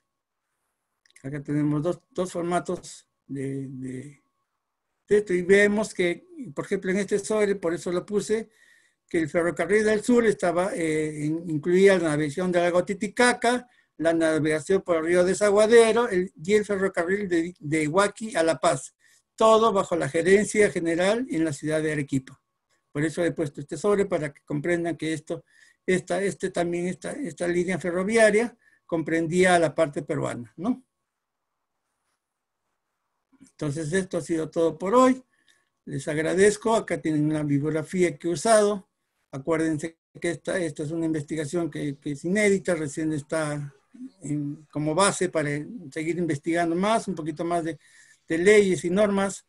Ya que quiere consultar, acá tienen, pues, quiero agradecer a Henry Márquez y a Sergio Recuenco y a Ismael Bustamante por los datos y los formatos que me han prestado y facilitado para esta exposición. Muy agradecido. Muchas gracias a todos. Muchas gracias, Julio. Muy bueno. Felicitaciones, Julio César. Muy bueno. Muy interesante. Muchas gracias. Felicidades, muy bueno. Gracias. Espero les haya gustado, porque esa es una cosa que no se estudia normalmente, ¿no? En nuestros países no hemos estudiado profundizado por los telegramas, y menos con tanta variedad. Preguntas para Julio César. Edna. ¿No tenía telegramas para las iglesias o conventos? Eso seguramente estaban dentro del sistema oficial, ¿no? No he encontrado telegramas de ese tipo, pero sería muy interesante. Mi consulta es como técnica, una duda que he tenido siempre. Cuando se mandaba un telegrama, por ejemplo, la palabra B, sabíamos que eran 3 puntos y una raya, ¿cierto? Para Ya. la otra letra que seguía, ¿se esperaba un tiempo? ¿Cómo se Supongo hacía? que sí, era como un, eh, ¿no? Y Así la más o otra, menos era tenía una frecuencia de un segundo entre una y otra, ¿no? Supongo yo que el telegrafista o el recepcionista del telegrama ya la tenía la oreja un poco adiestrada para recibir el teclado de la máquina, ¿no? Para saber identificar los puntos y las rayas. Ahí yo puedo adicionar una cosita. En realidad esto es una codificación y si tú miras la codificación tiene una peculiaridad de que a pesar de que digamos la cantidad de golpes varían, creo que entre de 2 a 4, una cosa así, eh, solamente hay una o dos posibilidades en que se pudiese confundir el concatenarlos. Entonces, a veces cuando se ven en las películas, ¿no? Yo nunca lo he visto en persona, el telegrafista lo hace muy rápido y es precisamente porque la probabilidad de que que se sobrepongan, digamos, la secuencia es bien mínima. No sé si lo expliqué bien, pero si sí, se ve eso sucede. Yo lo compararía con la digitación ahora en las computadoras, ¿no? Escribimos tan rápido en las computadoras que digitamos las palabras y se nos sobrepone, o a veces nos equivocamos una letra con otra, pero ya tenemos la agilidad en los dedos de escribir la máquina, Sí. ¿no? gracias, Julio César. Ya, Muy bonita tu presentación. gracias. Sí, Teddy. Mauricio. Bueno, Gracias. Primero, Julio César, muy interesante tu charla. Un tema del que poco conocemos, aunque en todos nuestros países ha habido sistemas telegráficos, pero creo que por alguna razón lo hemos dejado casi que en el olvido el estudio del mismo. Mi pregunta es, con relación a que no es tan común investigar la telegrafía, si lo comparamos con la filatelia, ¿qué tan difícil te fue o dónde pudiste conseguir tanta variedad de telegramas? Porque todo esto que nos mostraste es una gran recopilación de material muy interesante que supongo que ha de ser mucho más difícil que conseguir sobres de las mismas épocas. sí, amigo, para hacer esta presentación yo he tenido que juntar telegramas casi 15 o 20 años, porque normalmente uno tiene que estar en sitios ¿cómo se llama? De desecho de documentos y estar encontrándose, así como encontramos tapaditos, encontramos telegramas, ¿no? Así ahí tapaditos postales en un hueco y encontramos telegramas, pero eso también hay que ir a revisar y buscar y buscar y buscar y ir formando, porque tú encuentras una cosa y de repente no sabes ni la fecha, ni por qué se usó, porque no hay no hay ningún texto que te diga, oye, esto se usa, así como una estampilla, ¿no? Tú encuentras una estampilla y dices, no, esta estampilla se usó por tal fecha, impresa por tal otra, entonces, pero un telegrama es un formato X, sin una estampilla, sin una explicación lógica de su uso. Y tú tienes que ir a averiguarte y a instruirte y a investigar por qué se usó, cuándo se usó, cómo se usó, en qué momento se usó, si pertenecía a una empresa, por qué tenía comunicaciones, por qué tenía correos, por qué tenía telégrafos. Entonces, son muchas cosas, ¿no? Y la información no está a la mano. Hay que ir a rebuscarse y buscar en las bibliotecas y en los manuales de correos para ver una descripción lógica para poder armar una historia, así como se la he presentado ahora, que ya está formadita. Pero sí, armarla desde el principio es un poquito más difícil que hacerla en la parte postal. Ah, ya. Muchas gracias. Eddie. Muchas gracias, Julio César. Muy, muy completa tu presentación. Yo tengo dos inquietudes. La primera, tú nos has mostrado algunas emisiones telegráficas y con resellos telegráficos. Pero en ninguno de los documentos, en ninguno de los telegramas hemos podido ver las estampillas adheridas. Esto quisiera que me expliques. ¿Por qué no tienes ningún documento con las estampillas? Número uno. Y número dos, ¿en qué clase filatélica piensas presentar este exhibit de telegramas? ¿Corresponde a fiscales o a tradicional? Esas dos cosas, Julio César. No, ya la FIEP la ha clasificado como historia postal. Historia postal. Historia postal telegramas. Ok. Sí, anteriormente estaba como, ¿cómo se llama? Tradicional, pero la han pasado a historia postal. Ah, interesante. Esa es la segunda pregunta. La primera, todas las estampillas que has visto fueron creadas para estampillas de control dentro de las oficinas del telégrafo. No se usaron nunca para despacho porque el despacho del telegrama era gratis. Por lo tanto, no se podía pegar como una carta, por ejemplo, que tú pagabas la estampilla justificando el porte, ¿no? En cambio, en el telegrama no. El telegrama se despachaba gratis, se entregaba gratis, pero las estampillas se usaron para control. Entonces, por eso digo, tú cuando ibas a la oficina de correo, al telégrafo, te entregaban un formato, tú escribías el telegrama, ¿no? Te recepcionaban, te cobraban, y el empleado, supongo yo, colocaba las estampillas atrás del formato y lo pasaba al emisor del telegrama o al transmisor del telegrama. Entonces el fulano miraba que tenía las estampillas pegadas y transmitía el telegrama.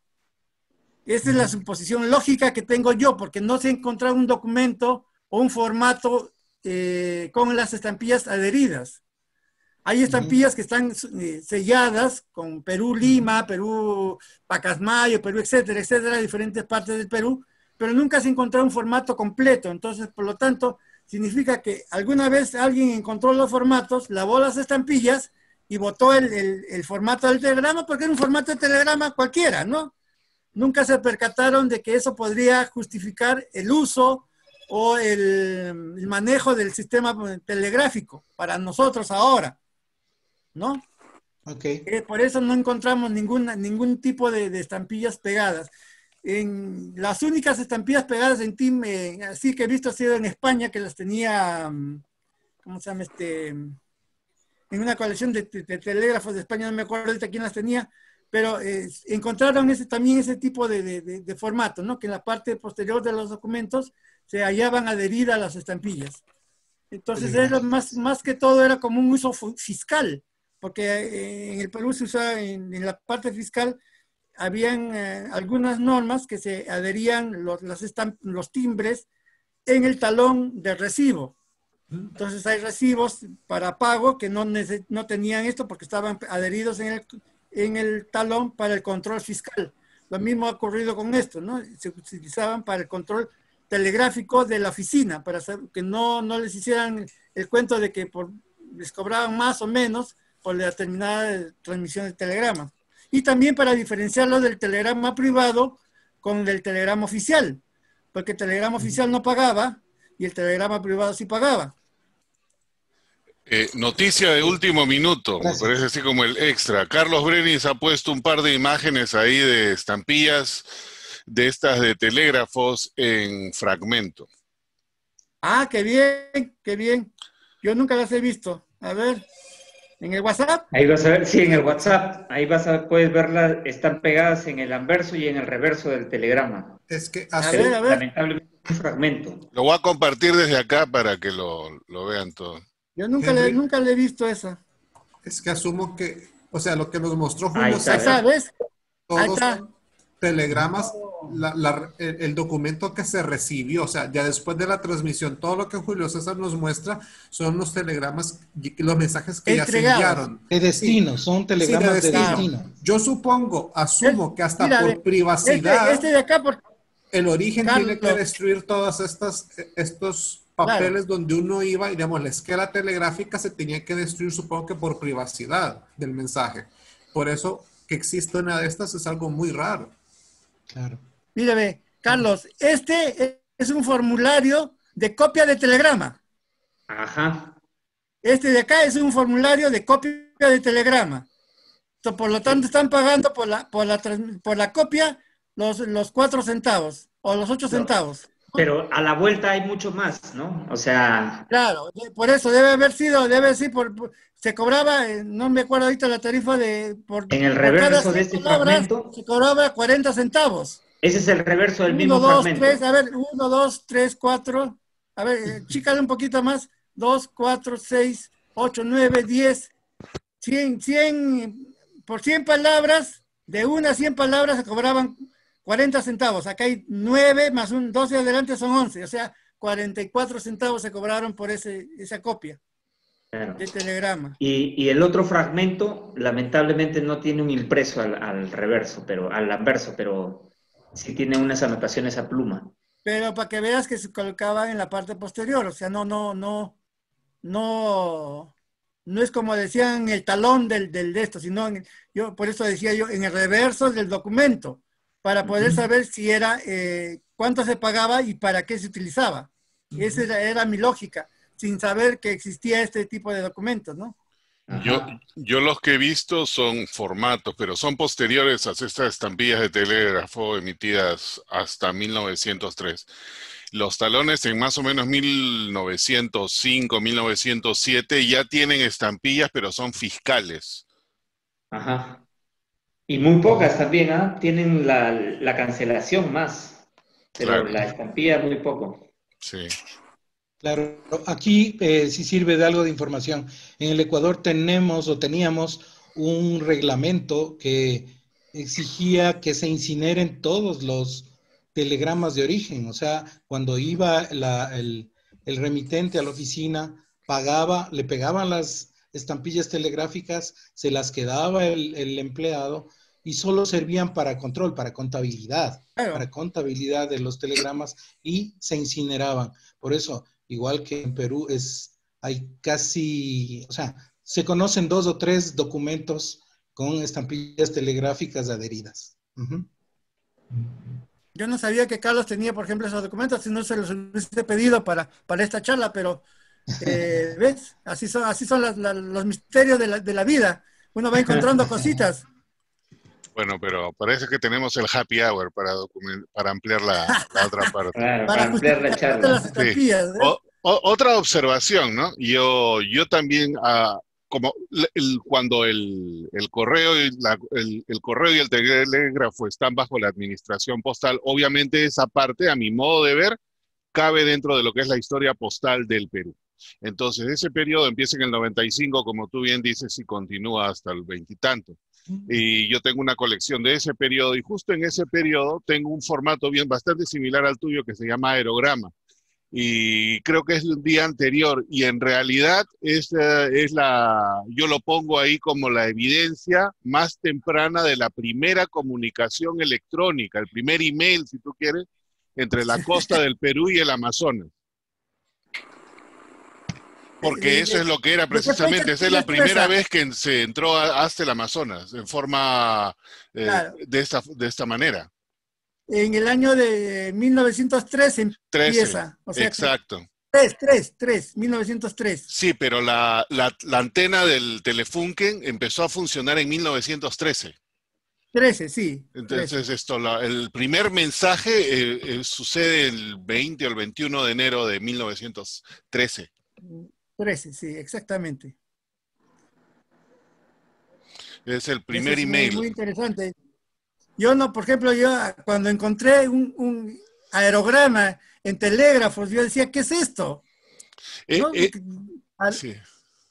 Normalmente uno dice aerograma en la parte postal, ¿no? Claro, pero a veces no. Un aerograma, échate a buscar qué significa o qué puedes traducir o cómo puedes entender ese sistema, ¿no? Sí, pero igual que la conversación del día de ayer, yo creo que ahí el problema es el uso del término, ¿no? Porque a veces es la interpretación de la persona. Como este telegrama iba a ir por radio y no había antecedente de aerograma, ni correo aéreo, ni nada en 1913, se les ocurrió llamarlo así.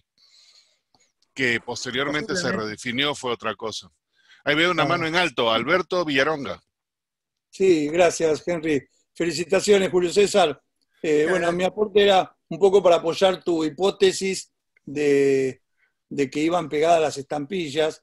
En Argentina hubo un momento en 1930 que hubo un sistema, se los voy a mostrar a ver si puedo, donde el recibo tenía una parte de la estampilla.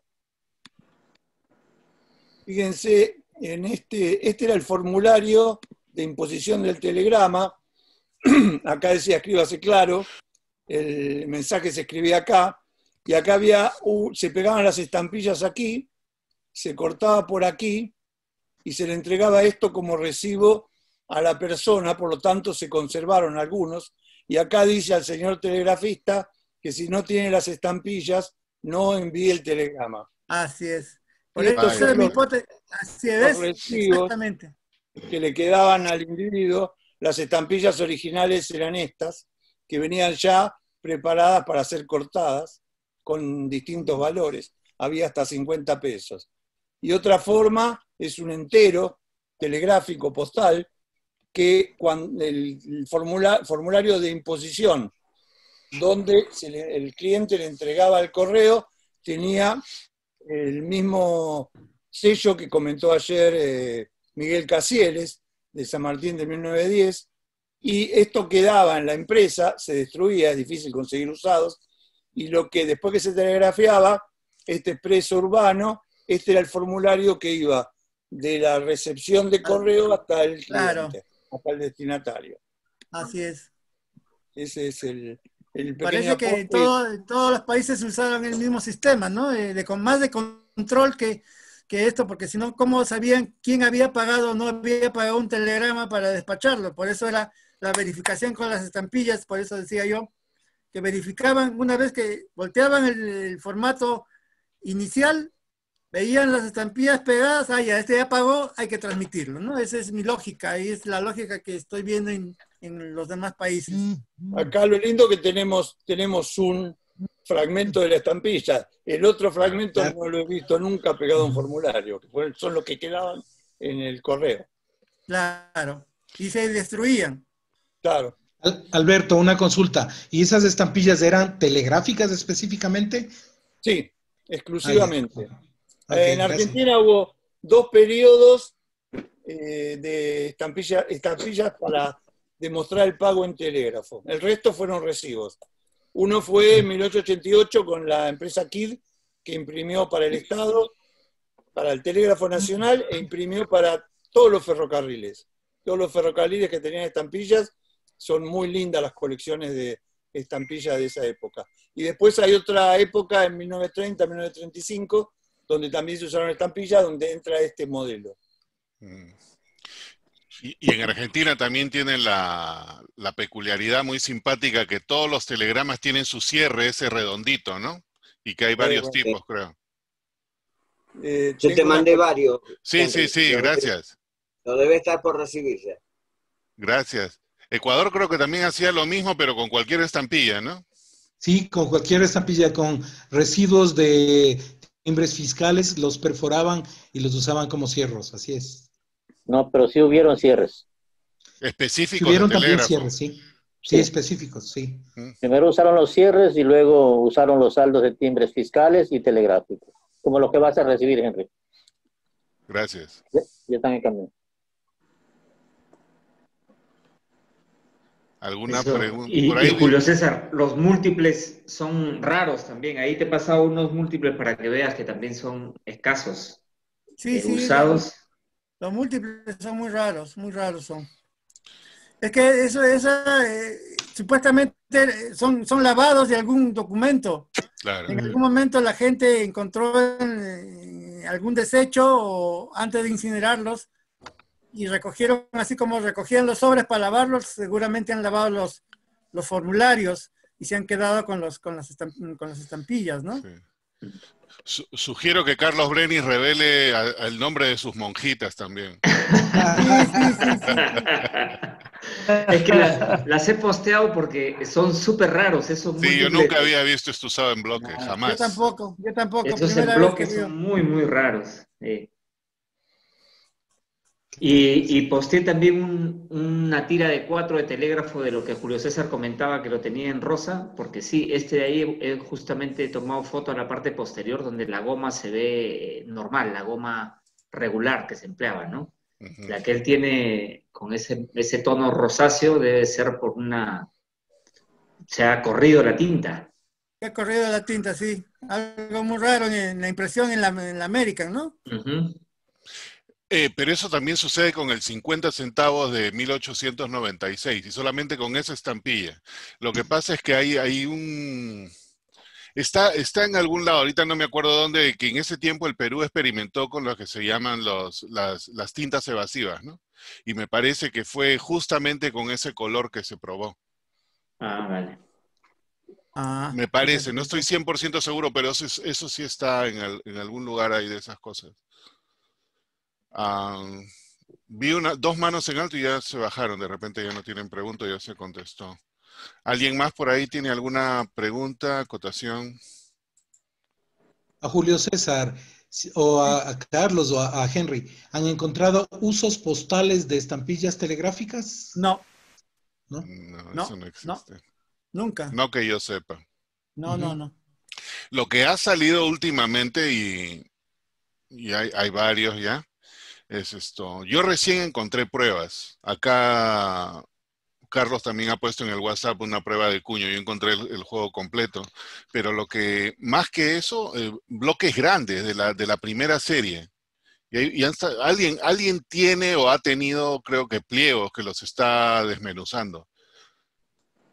Pero usado en forma postal, no. Este tampoco. Ese también está bien, está bonito. Sí, en bloques son muy difíciles de conseguir. Muy difícil de conseguir los bloques. En nuevo como en usado. La última consulta. ¿Cómo puedes mostrar en la clase Historia Postal si tienes que mostrar series de estampillas sueltas? Eso me queda como solamente difícil. como referencia, yo lo hice, ¿ah? Yo lo puse dentro, yo presenté una vez en Japón, presenté los telegramas y la presenté solamente como referencia, o sea, como un uso, esto indicando las pruebas y todos los cuños y todo lo demás, pero solamente como mención, no como uso, porque no hay, salvo que Carlos nos facilite los que he encontrado, pero no hay otra cosa de documentos, ¿no? Ni cómo explicarlo. O sea, lo puedes explicar. En el caso de Argentina es más fácil porque tú tienes la demostración que se usó de encima del telegrama. En cambio, en nosotros no, porque ese formato se incineró o se destruyó en determinado momento. Entonces no hay prueba tangible de que exista ese material usado. Un comentario de eso antes de pasárselo a Sergio. No, síguete ahí. Yo me refería a que presentas las series de estampillas telegráficas y también los telegramas, pero se supone que en Historia Postal no se presentan estampillas sueltas. Eso yo tengo un comentario, eso no está escrito, eso es más que nada como una leyenda urbana, ¿no? Yo, por ejemplo, en mi colección, yo pongo los dos, yo pongo estampillas nuevas, yo pongo estampillas de la Pacific, están ahí, ¿por qué? Porque determinan un cambio. Entonces, claro, obviamente no lo vas a poner como tratamiento tradicional o lo que fuera, pero en el reglamento el sí no te dice absolutamente nada de eso. Las estampillas pueden entrar en casos excepcionales y se aceptan, ¿no? Por eso a mí nunca me han dicho nada. Por otras cosas me han dicho, pero por eso absolutamente nada. Ok.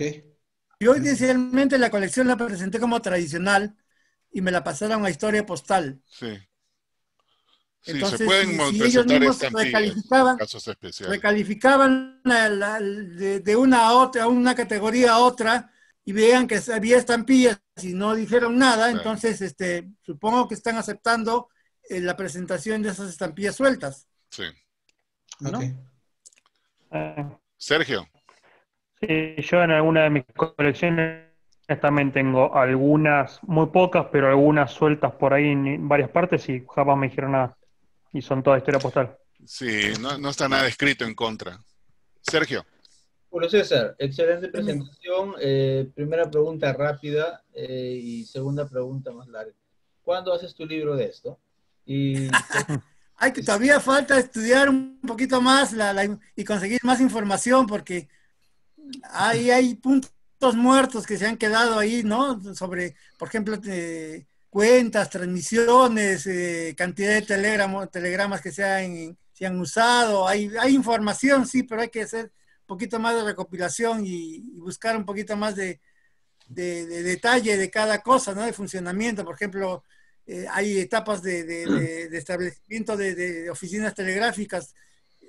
Como hemos visto, en el 86, por ejemplo, habían 20 y en 1913 habían 100, 200 y llegaron a ser hasta 400, 500 oficinas telegráficas a nivel nacional en los años posteriores. Entonces, hay que ir buscando información y tratar de compilar eso. No es fácil. Aparte de que falta, por ejemplo, encontrarles todas las franquicias telegráficas que habían, porque eso también es otro acápite, ¿no? Franquicias telegráficas que en el Perú, hasta yo donde he podido contar, habían como más de 140 instituciones que estaban en... Entonces esto era desmedro para la institución telegráfica, o el Estado en este caso. Ya, lo que voy a preguntar de repente tiene que ver algo con eso. Yo también colecciono telegramas, como sabes, y en las búsquedas he encontrado archivos de duplicados del ejército. Entonces, es un archivo por meses de y son los formatos estándar, pero anotado ahí encima duplicado. He visto de manera interesante la lógica. Un telegrama se envía y es privado y se destruye el origen. Sin embargo, por razones institucionales, entiendo que probablemente debían tener un archivo. ¿Has visto tú este tipo de archivos, de telegramas duplicados en otras instituciones? No, en otras instituciones no he encontrado. Duplicados como duplicados no, pero sí he encontrado copias, o sea, formato de copias como el que tiene Carlos, ¿no? Que es un formato de copia de un telegrama.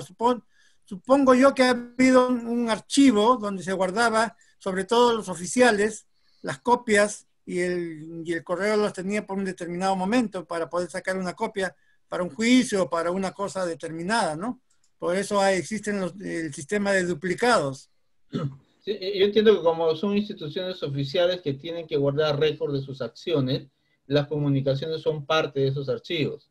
Claro. Eso es lo que se hace ahora, ¿no? Pero en telegramas no me había puesto a pensar la situación del secreto y la inmediatez del mensaje, ¿no?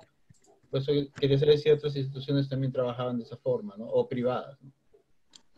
De repente las instituciones gubernamentales tenían ese sistema de guardar un archivo propio de su comunicación, ¿no? Habría que por eso te digo, hay que seguir averiguando e investigando, porque eso hay supuestos de supuestos. Entonces uno encuentra una cosa y supone que es tal cosa, o puede, pero no hay un documento que te diga esto es así, porque la norma te dice tal cosa, ¿no?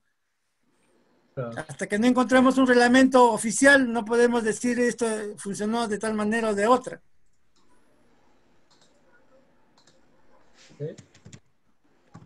¿Alguna otra pregunta por ahí o comentario? Ahí les compartí en el chat unos ejemplos de formulario telegráfico y cierres telegráficos de Ecuador. No sé si los puedes compartir, Henry. Sí, no seguro. Seguro. ¿De Ecuador? Sí, para que los conozcan. Ustedes ponían en el sobre el telegrama. Por ejemplo, eso nosotros no hemos tenido ese formato de sí, similar a la Argentina que mostraron, ¿sí? Si le faltaba franqueo, le agregaban timbres. Claro. Estos son los primeros cierres telegráficos. Plegaban el telegrama y donde solo quedaba visible la dirección y así lo entregaba el cartero. Se rompía al abrir. Sí, sí. Igual que el de Argentina, no que era redondito el de ellos. En el Perú lo ponían en su sobrecito, un sobre común y corriente que no tenía nada más, pues, ¿no? Sí, nada más. Los formularios para recepción de telegrama tenían un formato como carta en el reverso, pero la mayoría eran de esta forma. Simplemente dejaban visible la primera línea donde estaba el destinatario para hacer la entrega. Y esa era la forma de doblarlo. Muy interesante. Qué suerte. Eso nada más. Y si alguien, yo Julio César comentaste que tú discrepas con los filatelistas peruanos sobre el resello del ancla, ¿no? Sí. Ahí te he pasado un ejemplo de un ancla usado. Yo discrepo también en el sentido de que para mí el sol no existe resellado con el ancla, pero sí el 4 centavos. Ahí hay un ejemplo en anverso y reverso para que vean lo oleoso y el traspaso sí, del ancla. o sea, pero Yo creo que los 3 ejemplos que has puesto ahí en la presentación, habría que compararlos con este, que me parece que es uno de los pocos que está usado realmente, ¿no? Eso demuestra que sí se utilizó. Si tú ves, yo he hecho mucho estudio sobre la cinta y la cancelación está sobre el ancla, ¿no? Entonces, el ancla sí se utilizó y tuvo su uso regular. Sí discrepo que no exista sobre el sol, por ejemplo, no, para mí no existe. Y este que acabas de postear, para mí no es un resello legítimo, es un... Es un falso, sí, para mí también es un falso. ¿No? Ese también, sobre el 10 centavos también se nota más falso todavía, ¿no? Así es. Entonces, yo creo que sí, sobre el 4 centavos sí existió y se llegó a usar. Yo tengo uno así también que tiene así derecho, porque los otros son inclinados, ¿no? Claro. Que tengo yo también así es vertical. Y sobre el 40 también, o sea, ahí se nota la diferencia en esos dos resellos, ¿no? Este que se ve y este de acá, ¿no? Este que es más burdo, pero súper oleosa el resello. Por eso digo yo que eso ha sido hecho por algún comerciante que vio esto y lo hizo bonito, para venderlo al público, ¿no? Al filatelista, al coleccionista. O sea, sobre el 4 y sobre el 40 creo que existen. Sobre el sol, creo que no. Hace unos años se vendió uno en eBay, un sol con resello, pero no tenía las características de ese tipo, así, de este tipo negro. Claro, de ese tipo. Esos tipos no son legítimos. Así es. Yo también estoy de acuerdo contigo, Carlos. Vale. ¿Alguna nota adicional para Julio César o alguien más?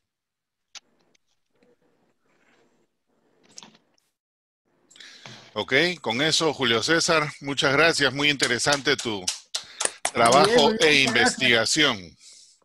Muy bueno. Muy buena, Julio César. Y el día de